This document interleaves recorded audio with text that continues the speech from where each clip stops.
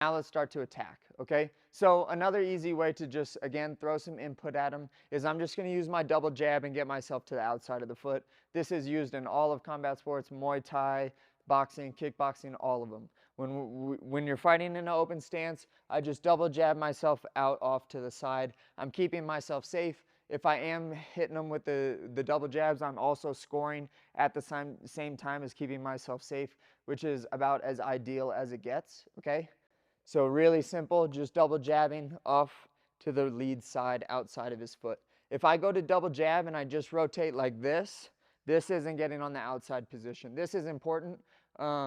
It's something that I sometimes look over just because it seems so obvious to me that this is outside position and this is not outside position, but I understand that there's a lot of levels that are watching these tapes. So just understand that a rotation is not getting to the outside of the foot.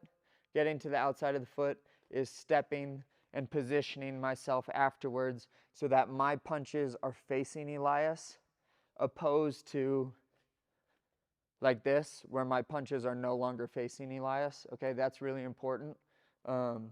When I double jab, I have to correct my hips and correct my energy so that, again, it's facing Elias. That's a good way to do it. The other way that we'll do it is just throwing a good 1-2. When we won, we step outside the foot so that we're already there, okay? If I go straight in on Elias and go to throw my 1-2 like this and we keep the same foot positioning, this is totally an okay thing to do, but I'm not gaining any advantage here. And to me, good striking is gaining an advantage so that the probability and the likelihood that what you want to happen happens, and taking away as much probability of attacks and defenses and things like that that Elias can do, minimizing those, that's what I consider an advantage. So when I go to throw my 1-2 and I stay right in front of him, that's cool, but also you're not gaining any advantage, so there is a bit of a level of rolling the dice that you're participating in. When you go to throw your jab cross, take your left foot, step it at the same time you jab, and then as you cross, you're crossing right down this center line. My shoulder and my power are really lined up in this straight line, opposed to like this. Like here I kind of have to like turn it in, which I can definitely still get some power on. But when I step and I make it so that all of my force is going in a straight line, it makes for a really hard punch. So again, real quick, when we 1-2 on lefties, it's just a quick step out, step, step, landing our 1-2.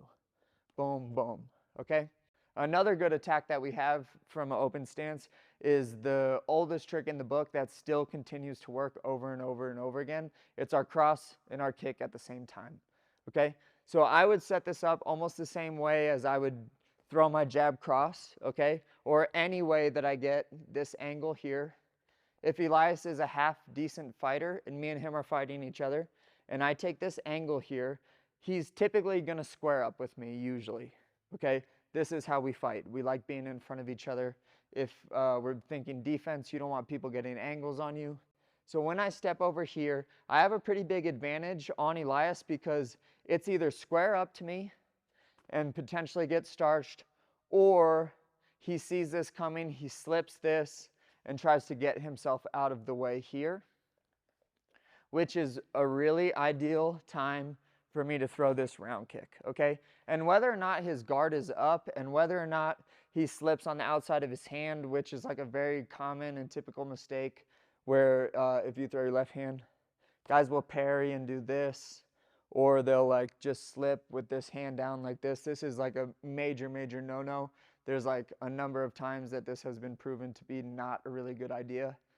But whether or not he moves outside that hand, me launching this kick in a way where Elias is slipping into it, boom, whether it's without a guard or you can even keep your hand up with a guard, really hurts, okay? So the last offensive technique that we'll have from our open stance or open foot position is I get to the outside of here.